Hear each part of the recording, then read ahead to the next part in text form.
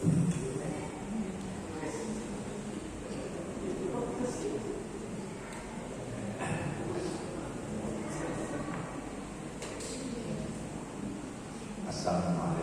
warahmatullahi wabarakatuh. Waalaikumsalam. Bismillahirrahmanirrahim. Alhamdulillahirabbil alamin. Wassallallahu wa sallim ala habibina Muhammad wa ala alihi wa ashabihi wa dzurriyyatihi wa ashabihi tabi'ina wa tabi'in amma ba'du.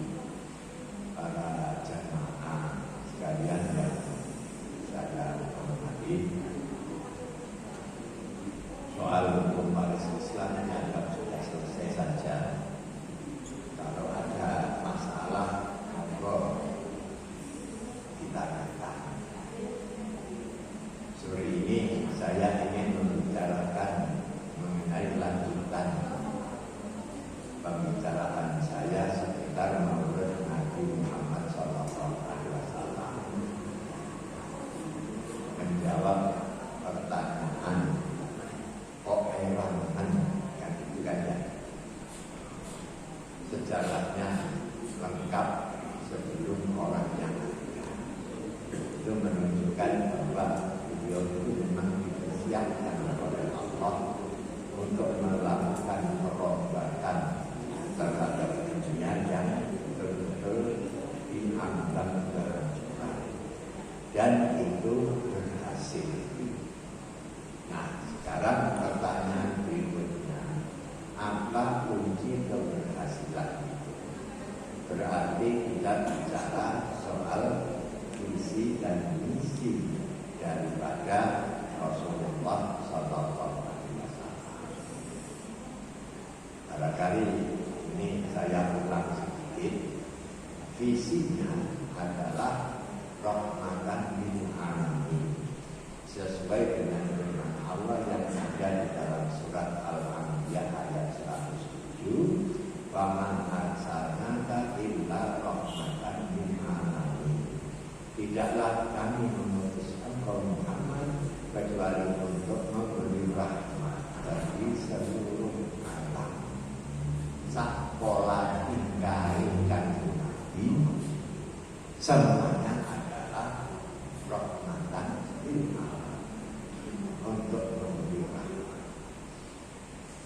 Kemudian misinya yang pertama adalah misi tauhid. Sebab pada saat itu tidak ada agama monoteisme. Semua agama yang ada di dunia pada waktu itu politeisme. Awalnya satu Tuhan, tapi dalam perkembangannya agama-agama yang pernah diturunkan oleh Allah dirubah-ubah oleh manusia, sehingga tidak ada agama yang menyembah satu Tuhan. Hindu asalnya tauhid menjadi Tritunggal. Kristen asalnya tauhid menjadi Trinitas. Yahudi yang asalnya tauhid juga menjadi tiga Tuhan. Apa itu? Uzair, Allah beranak Uzair. Uzair itu pun bukan Tuhan. Ini dalam agama Yahudi. Al-hasil tidak. Maka kehadiran Rasulullah SAW pertama kali merumuskan sesembahan manusia dari banyak Tuhan atau macam-macam Tuhan kembali kepada satu Tuhan, yaitu menyembah Allah Subhanahu wa Ta'ala. Misi yang kedua adalah misi akhlak, moral. Bagaimanapun kehidupan ini kalau tidak didukung oleh moral yang baik, kerusakan akan terjadi. Maka misi Rasulullah yang kedua ada di dalam hadis, bahkan Rabbi diulang dimakan akhlak. Aku diutus oleh Tuhanku untuk menyempurnakan akhlak manusia. Jadi kalau ada orang membaca dalil nama itu ikutan dengan maka itu tidak ada itu di mana-mana hadis. Yang ada dalam Musnad Ahmad saya temukan bahasa minrobi ikutan lima maka Tuhan itu mengutus aku untuk menunjukkan akhlak. Berarti akhlak ini salah satu misi daripada Rasulullah. Kalau pakai kata-kata innama bu'istu, hanya saja aku diutus ikutan memakai akhlak untuk menyempurnakan akhlak manusia. Itu artinya bahwa akhlak itu satu-satunya misi. Akan tetapi kenyataannya tidak. Makanya yang diucapkan Rasulullah bukan innama bu'istu, tapi ba'atsani Tuhan itu mengutus aku untuk menyempurnakan akhlak. Kemudian yang ketiga, misi hukum, yaitu bagaimana hukum Allah itu terlaksana di atas bumi. Kenapa harus hukum Allah? Sebab yang menciptakan manusia itu Allah. Kalau yang membuat aturan Allah sendiri, tentu saja aturan itu baik. Kalau aturan itu yang membuat manusia, tentu yang keluar itu adalah egonya. Ada ego pribadi, ada ego kelompok. Akhirnya aturan-aturan yang dibuat oleh manusia selalu berpihak kepada kepentingan seseorang atau golongan. Tapi kalau hukumnya itu dibuat oleh yang menciptakan manusia, pasti akan menjaga keadilan dalam kehidupan umat manusia. Itu yang pasti seperti itu. Seperti pabrik sepeda motor bikin motor saat aturannya. Kalau pabrik itu membuat aturan, maka pasti aturannya baik, sebab itu yang membuat motornya. Pembeli yang manut tentu akan membuat motor itu jadi baik.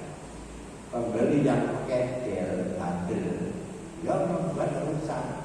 Mau dikawal ngisi bensin di UI, ya hancur banget. Ini namanya pembeli nggak manut pabrik, nggak seperti itu. Nah, pabrik kita itu dari Allah, maka Allah menciptakan aturan, maka sebenar-benar aturan itu adalah aturan dari yang menciptakan kita. Maka dalam Quran dikatakan fala rabbika la yu'minuna hatta yuhaqqimuka fi ma syajara bainahum. Demi Allah, kamu tidak beriman sehingga kamu berhukum dengan hukum Allah terhadap persoalan yang terjadi pada diri kamu sekalian. Nah, para jamaah sekalian yang saya hormati, tentu saja saya tidak membicarakan tauhid itu apa, kan beberapa semester itu akhlak itu bagaimana, hukum itu bagaimana. Yang ingin saya bicarakan di sini, bagaimana sih caranya Rasulullah itu mengemban misi ini, caranya bagaimana? Nah, ini saja yang pembicaraannya itu bisa singkat. Berarti kita bicara soal kepemimpinan. Maka konsep kepemimpinan yang dilakukan oleh Rasulullah SAW menciptakan rasa saling cinta. Ini yang penting. Maka beliau katakan, khairul a'immatikum alladzina tuhibbunahum wa yuhibbunakum wa tad'unahum wa yad'unakum wa syarafil a'immatikum alladzina tuhibbunahum wa yuhibbunakum wa tal'anunahum wa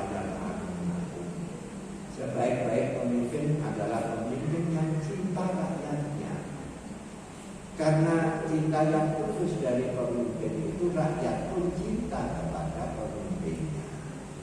Dari rasa saling cinta yang tulus itu pemimpin mendoakan rakyatnya. Karena tulusnya doa, rakyat pun mendoakan pemimpinnya. Seburuk pemimpin adalah pemimpin yang membenci rakyatnya. Karena rasa benci itulah akhirnya tinggal baliknya rakyat pun membenci pemimpinnya. Pemimpin itu mengutuk rakyatnya dan rakyat mengutuk pemimpinnya. Itu sebut pemimpin.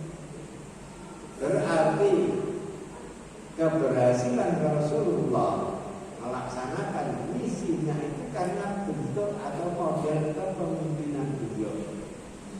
Kalau orang itu sudah cinta, apapun yang diinginkan oleh yang kita cintai pasti akan kita lakukan dengan setulus-tulusnya. Itu tidak bisa tidak karena cinta. Ya contoh yang sederhana saja, laki-laki perempuan pacaran naik bis, sapu tangan si pacar ini jatuh, bis melaku ini colok. Itu karena apa? Karena cinta. Demikian juga ketika kita itu cinta kepada istri kita, bukan ya Allah, lorong itu kok pada umur, gitu kan ya? Itu faktor cinta. Nah sekarang bayangkan cinta itu kita berikan kepada yang memimpin kita.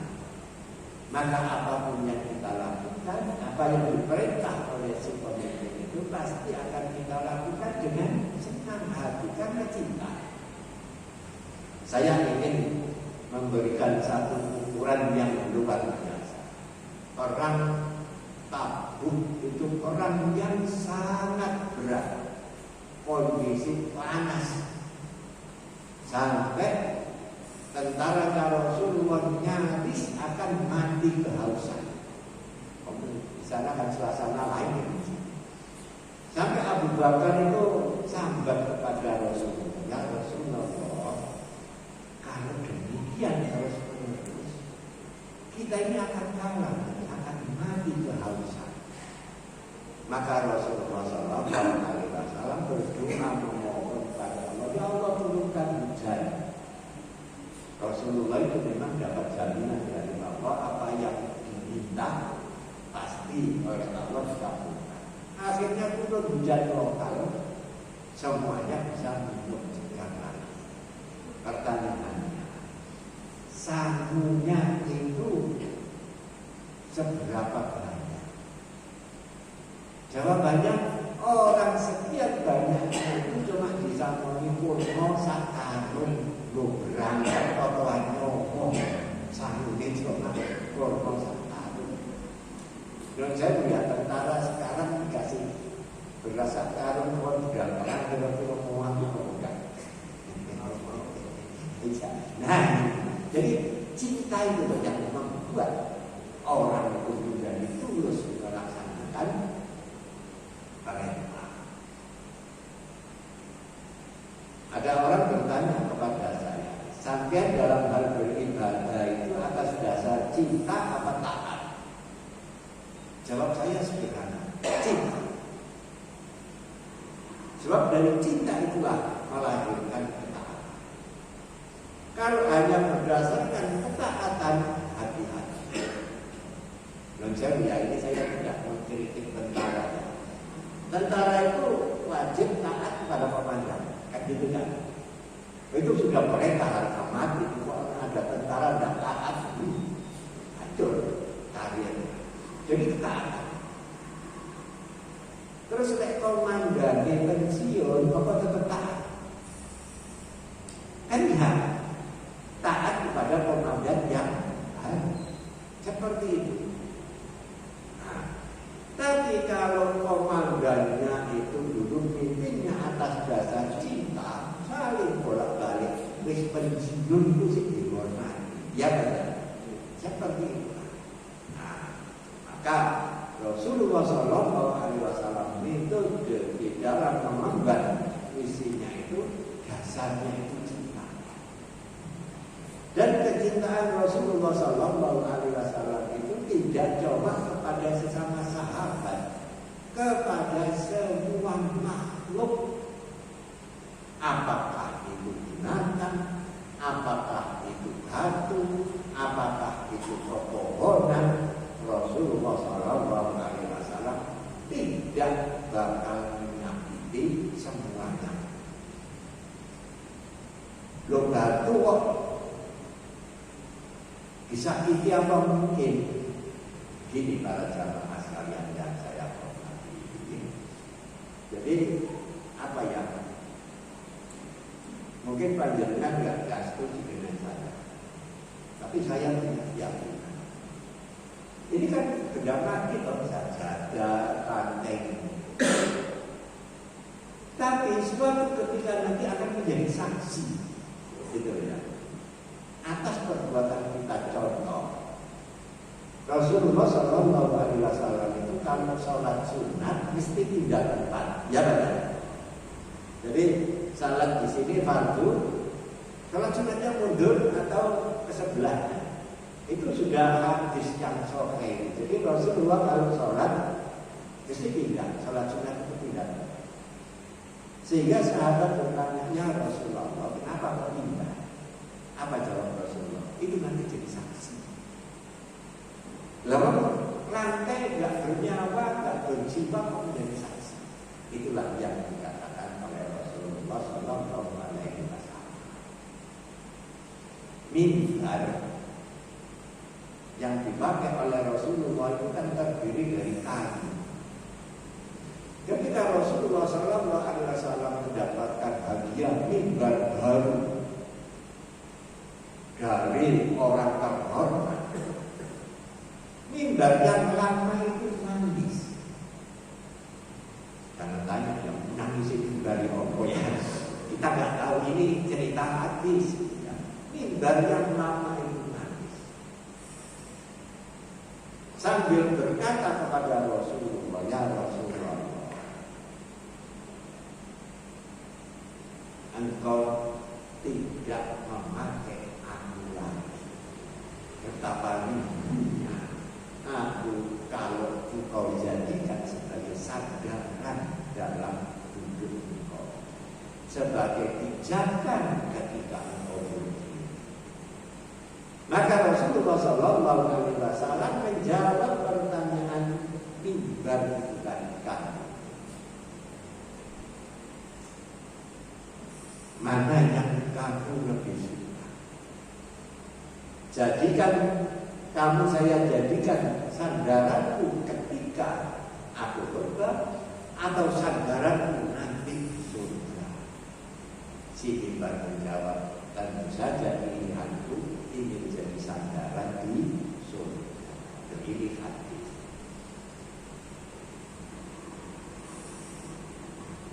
Jangan tanya lagi, itu omong-omongan. Ini kita nggak ngerti.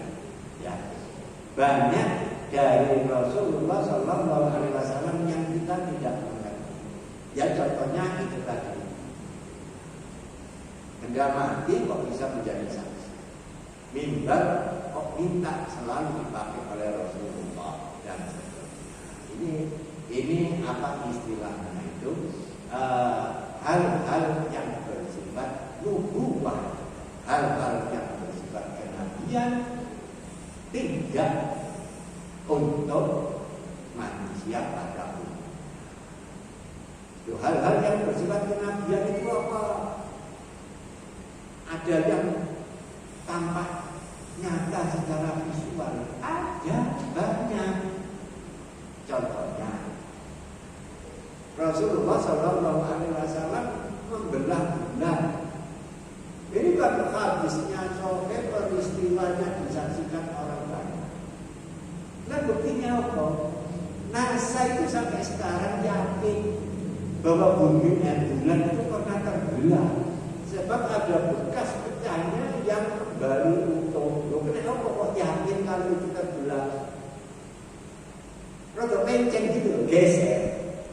Gak pas kalau dilip gitu ya, kayak apa keramik pecah dilip pas itu rodo geser.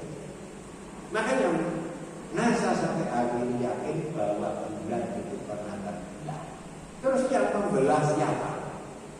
Rasulullah. Ya. Ketika Abu Jahal dan Raja dari Sam meminta kepada Rasulullah, coba kalau kamu betul-betul Rasul, belah bulan dan saya akan beriman. Nah, akhirnya Rasulullah merasa perlu memohon kepada Allah. Begitu mohon kepada Allah, bulan diberikan sama Rasulullah terbelah. Ento demikian Abu Jahal malah komentar ini sihir umat. Ayo gede. Si rajanya tidak percaya juga. Si raja itu mengatakan begini, saya baru percaya kalau kamu itu utusan Allah. Kalau kamu bisa menyembuhkan anakku yang sakit. Raja ini punya anak. Nah, ini cerita sejarah yang terpercaya dalam Mas'ud. Anakku sakit, kalau kamu bisa menyembuhkan, saya akan mengakui engkau sebagai Rasul. Anaknya di negeri Sam, kan dia jauh, naik onta 1 bulan, naik kuda seminggu. Di saat Rasulullah berhadapan dengan si Raja Sam ini, di sisi lain Rasulullah ketemu anaknya di Sam. Kan aneh kan ya? Ini cara ilmu apa itu namanya, ilmu nyigar koboi. Bukan nyigar koboi, ini gambarnya kan hilang. Jadi apa? Jadi orang Jawa bilang ilmu pecah koboi. Jadi ketika Rasulullah berhadapan dengan raja ini, Rasulullah dalam waktu yang sama juga berbicara dengan anaknya si raja Isa. Rasulullah dialog dengan si anak raja. Kamu sakit, anak ini cacat, mulai bayi tidak bisa jalan. Kamu ingin sembuh? Ya tentu saja. Kalau ingin sembuh, katakan la ilaha illallah Muhammadur Rasulullah. Tidak ada Tuhan selain Allah dan aku ini utusan Allah. Maka si anak mengatakan asyhadu an la ilaha illallah wa asyhadu anna Muhammadar Rasulullah, sembuh. Dan Rasulullah tidak cerita kepada si raja ini kalau anaknya sudah sembuh. Pulang. Begitu raja pulang, si anak ini nyusul pakai kuda. Lain kaget loh, anaknya lumpuh kok sampai bisa naik kuda. Loh, kamu kok sembuh? Muhammad datang ke rumah, ngobati saya dengan mengatakan asyhadu an la ilaha illallah wa asyhadu anna Muhammadar Rasulullah, dan saya sembuh. Kaget si raja itu akhirnya masuk Islam. Nah, ini pikiran hal-hal seperti ini bersifat nubuwah, kenabian, hanya dimiliki oleh Rasulullah, tidak kita miliki. Loh, masa mungkin ya ngomong-ngomong dengan raja di sini dalam waktu yang bersamaan ngomong-ngomong sama anaknya di luar negeri. Nyatanya itu terjadi. Ada sahabat Nabi yang seperti itu. Namanya Umar bin Khattab. Umar bin Khattab itu pernah dikatakan sebagai orang gila. Gara-gara apa? Gara-gara khutbah Jumat. Khutbah Jumat itu materinya berubah. Kalian kumpul di balik gunung sana, berlindung di sana, cepat lakukan itu. Khutbah Jumat kok berlindung di sana? Ya para jamaah, umat ini stres. Tapi mereka diam bahwa memang aturan Jumatan itu tidak boleh protes, tidak boleh ngomong ya. Diam saja. Hanya batin saja umat ini stres. Begitu perang selesai, Maka tentara ini lapor kepada Umar, disaksikan orang banyak. Ya Amirul Mukminin, beruntung sekali engkau memerintahkan kami mundur berlindung di balik kubur. Seandainya kami tetap maju, mungkin kami semuanya akan binasa. Yo kaget yang lainnya, luput baik Umar itu tidak ngomong yang tentaranya, jauh di sana. Para jamaah sekalian yang saya hormati, makanya peristiwa yang membuat Neil Armstrong, Neil Armstrong, ada orang Amerika itu yang benci kepada Islam gara-gara membaca hadis Nabi itu pernah membelah-belah apa yang mungkin betul, bukan sebegitu besarnya kok dibelah. Waktu itu ada wawancara televisi Amerika menceritakan kesan ketika Armstrong melangkahkan kakinya di bulan. Apa kesan Anda? Armstrong kan mengatakan terkesan sekali bahwa bulan itu pernah terbelah. Orang yang benci itu mencolok dari posisinya masuk Islam. Ternyata itu bukan omong kosong, memang itu mukjizat.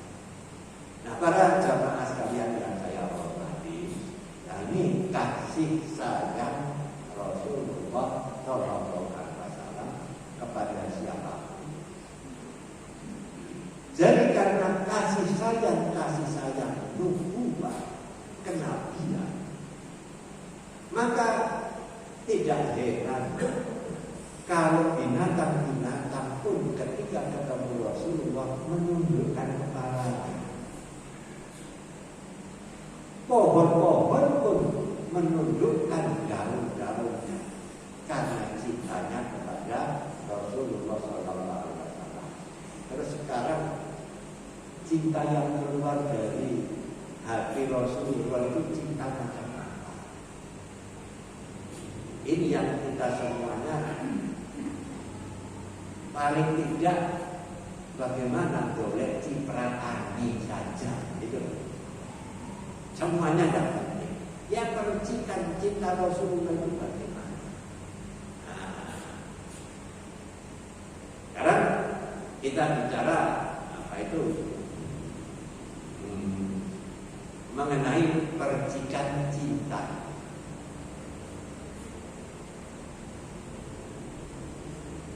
Cinta melahirkan ketaatan. Cinta yang tulus semakin seseorang taat. Menuluskan cinta itu bagaimana caranya? Coba saya ingin membuat ukuran sebesar apa sih cinta Rasulullah kepada kita. Waktu nyawanya akan dicabut, Rasulullah kan merasakan sakit. Israel kok sakit ya? Ya memang sakit kalau nyawa itu dicabut. Pertanyaan Rasulullah, apakah umatku juga mengalami sakit yang seperti ini? Dijawab oleh malaikat Israel, tentu lebih dari ini. Maka pada waktu itu Rasulullah langsung, Israel, kumpulkan sakitnya semua umatku, saya rasakan hari ini, biar semuanya tidak merasakan sakit ketika dicabut.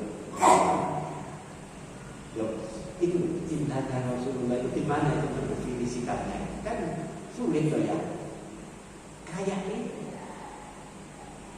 Sementara cinta orang tua kepada anak, mari kita ukur seberapa. Zaman Nabi Nuh ada seorang ibu yang sangat sayang kepada anak satu-satunya. Lah kok terjadi banjir? Dia tidak mau mengikuti Nuh, lari ke gunung. Sampai di puncak gunung banjir ikut. banjir sampai di pusat, anak diangkat. Banjir sampai di leher, anak diangkat tinggi-tinggi. Begitu banjir sampai di mata, anak ditaruh di bawah untuk pijakan. Akhirnya ya juga sama-sama tenggelam. Padahal cinta ibu kepada anak itu tidak ada tandingannya. Itu pada akhirnya manusia itu mencintai dirinya sendiri lebih dari yang lain. Maka cinta yang tulus bisa cinta kepada yang lain lebih dari dirinya sendiri. Contohnya siapa? Rasulullah SAW sendiri.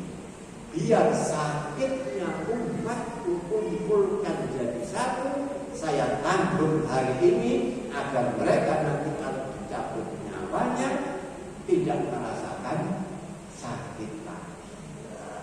Itu Rasulullah. Ada lagi contoh Nabi Ismail.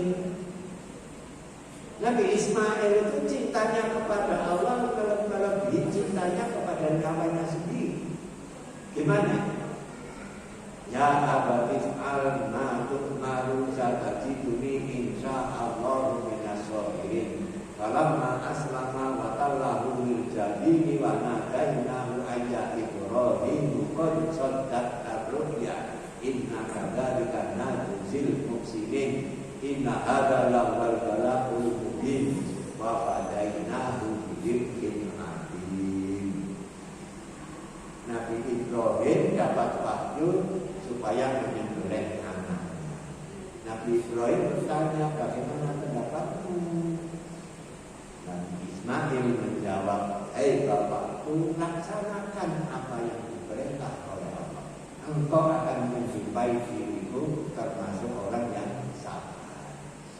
Dua, itu Nabi Ismail itu kan cinta kepada nyawanya. Ya mesti nyawa cuma satu. Tapi begitu diminta, laksanakan. Nah, apa yang diperintahkan oleh Allah, engkau akan menjumpai diriku termasuk orang yang sabar. Yo digorok tenan rumangsane Nabi Ibrahim. Ternyata bukan leher Ismail, tapi domba sebagai ujian dari Allah. Nah itu cinta Allah melebihi cintanya kepada dirinya sendiri. Rasulullah SAW membuktikan cintanya kepada umat ini melebihi cinta beliau pada dirinya sendiri. Nah, sekarang ada pertanyaan. Hadis itu kan ajaran yang harus kita lakukan. Mungkinkah kita bisa melaksanakan? Ada sebuah hadis itu. La yu'minu ahadukum hatta yuhibba li akhihi ma yuhibbu li nafsi. Tidaklah seseorang itu sempurna imannya sehingga dia cinta kepada sesamanya seperti cinta kepada dirinya. Dan saya sekarang orang bertanya kepada saya bisa mencintai orang lain seperti cinta kepada diri sendiri? Jujur saya katakan, saya tak bisa. Ya, mungkin kita semuanya nggak bisa kok mencintai orang lain seperti cinta kepada diri sendiri. Dan kalau nggak mungkin, apa terus hadis ini dibuang saja, nggak usah dilaksanakan? Tentu hadis ini tetap wajib diamalkan. Tapi seberapa bisa kita mengamalkannya? Kalau kita mencintai sesama seperti cinta kepada diri sendiri, tidak mungkin. Maka tentu saja untuk menuju kepada tingkatan yang tinggi ada anak tangga yang harus kita lalui. Anak tangga pertama menuju cinta kepada sesama seperti cinta kepada diri sendiri apa? Tidak membenci siapapun. Hilangkan kebencian. Kalau hilang kebencian pada diri kita, maka hati kita sudah bersih dari rasa benci. Nah, kalau bersih dari rasa benci, maka ada rasa di sini, kita tidak punya musuh, kan gitu kan? Kenapa? Karena tidak ada rasa benci. Perasaan kita memusuhi seseorang itu karena apa? Ada benih-benih kebencian. Kalau rasa benci tidak ada, maka kita akan merasa tidak punya musuh. Rasanya urip gak duwe musuh ya kan. Ya kan ya. Kalau musuh akeh cepat mati. Itu ya. Tidak usah tukaran, karena di situ nyimpen dendam kebencian. Ya kenapa sih jadi apa? Ya kan ya. Hiduplah tanpa kebencian. Kalau kebencian itu sudah hilang dari hati kita, maka kita tidak sekurang-kurangnya tidak ada musuh. Dan begitu kita berhadapan dengan manusia, maka semuanya itu menjadi netral kalau musuh. Nah, itulah salah satu nikmat hidup yang diajarkan oleh Rasulullah SAW. Jadi sekali lagi tidak mungkin kita bisa cinta kepada sesama seperti cinta kepada diri sendiri. Buktinya apa?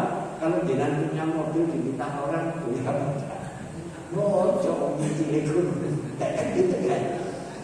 Itu artinya kita belum bisa cinta kepada sesama seperti cinta kepada diri sendiri.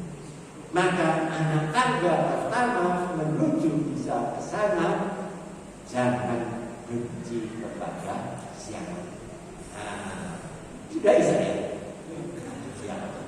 Nah, para jamaah sekalian yang saya hormati, ini baru bagaimana